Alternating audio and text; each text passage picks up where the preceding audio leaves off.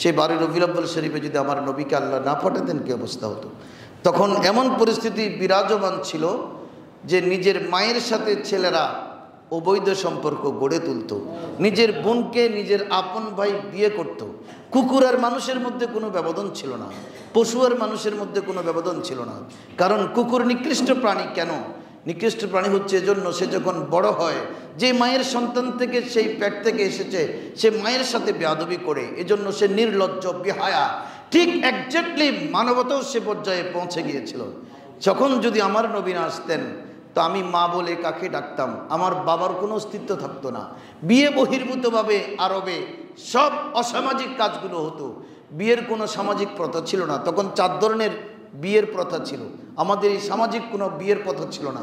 4 ধরনের বিয়ে প্রথার মধ্যে এক ধরনের বিয়ের প্রথা হচ্ছে এরকম যে একজন মহিলা যখন বিয়ের করার উপযুক্ত সময় হবে তখন সে 10 জন পুরুষের তার সাথে রাত্রি যাপন করবে।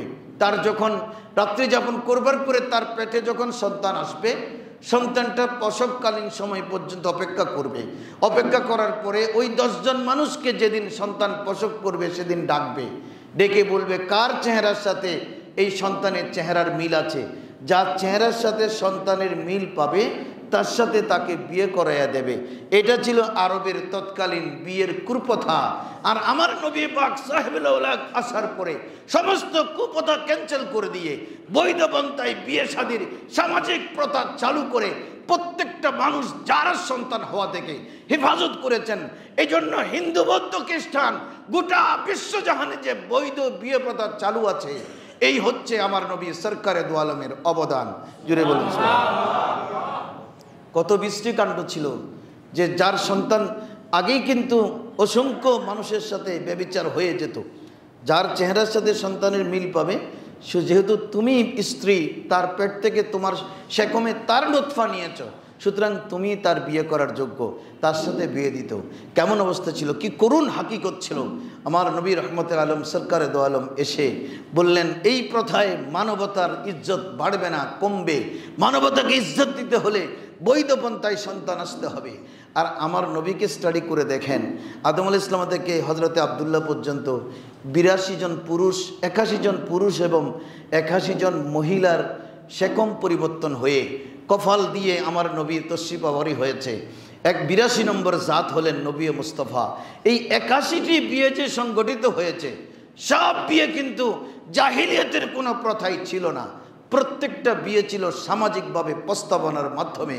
আমার নবীর নসলকে খোদা তাআলা আদম থেকে বাবা আব্দুল্লাহ পর্যন্ত এমন হেফাজত করেছেন, রসুলের পূর্বপুরুষদের মধ্যে কেউ কোনোদিন ব্যভিচার করে নাই, রসুলের পূর্বপুরুষদের মধ্যে কেউ কোনোদিন মদ খায় নাই, রসুলের পূর্বপুরুষদের মধ্যে কেউ কোনোদিন জুয়া খেলে নাই, রসুলের পূর্বপুরুষদের মধ্যে কেউ কোনোদিন মানুষকে খুন করে নাই, রসুলের পূর্বপুরুষদের মধ্যে কেউ কোনোদিন ডাকাতি করে নাই, রসুলের পূর্বপুরুষদের মধ্যে কেউ কোনোদিন অসামাজিক কাজ করে নাই।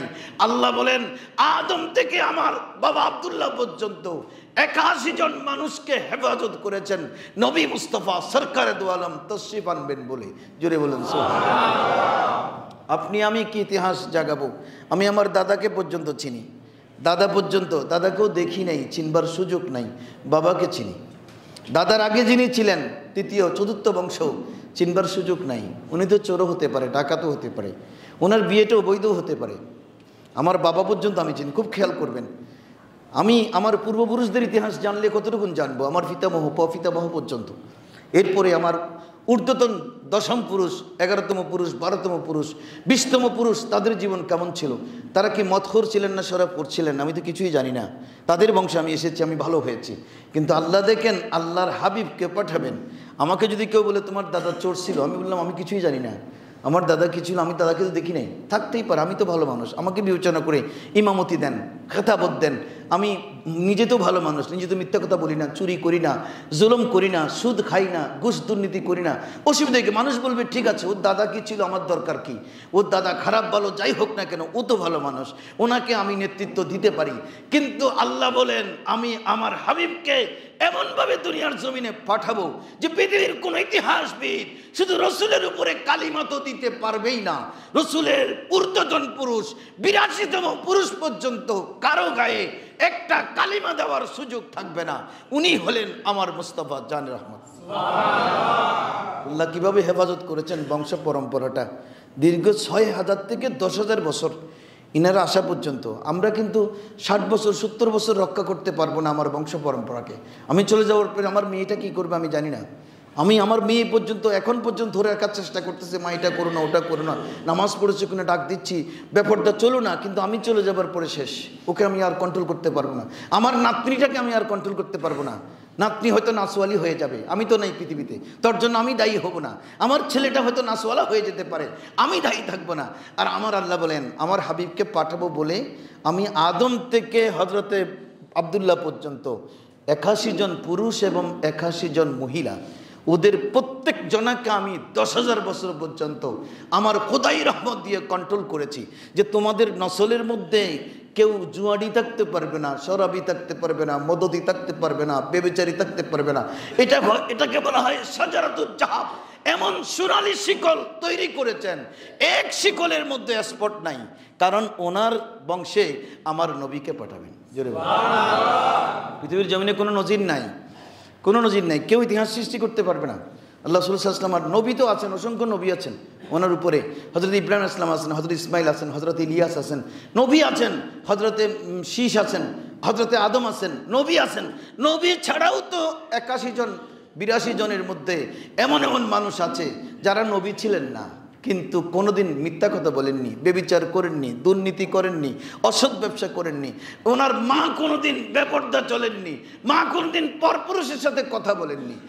এক সিলসিলাতুল জাহাব দীর্ঘ 10,000 বছর পর্যন্ত যিনি কন্ট্রোল করেছেন, একমাত্র কারণ যে আমার বন্ধুকে যখন পৃথিবীর জমিনে পাঠাবো, কেউ যেন কথা বলতে না পারে বন্ধুর দাদা তো ওই কাজ করতেন, বন্ধুর ফফিতামহ তো ওই কাজ করতেন, আপনি যাকে নবী পাঠালেন। আল্লাহ বলেন আমার হাবিবকে পাঠাবার সময় আমি এমন এক সিলসিলাতুল জাহাবের মধ্যে পাঠিয়েছি যাদের জীবনের মধ্যে একটা স্পট নাই, শুধু নবীর জীবনে না। সুতরাং যাদের জীবনে স্পট নাই, ওনাদের আওলাদের মধ্যে যিনি এসেছেন ওনার গায়ে স্পট খোঁজা, এটা মুসলমানদের কোনোদিন আকীদা হতে পারে না।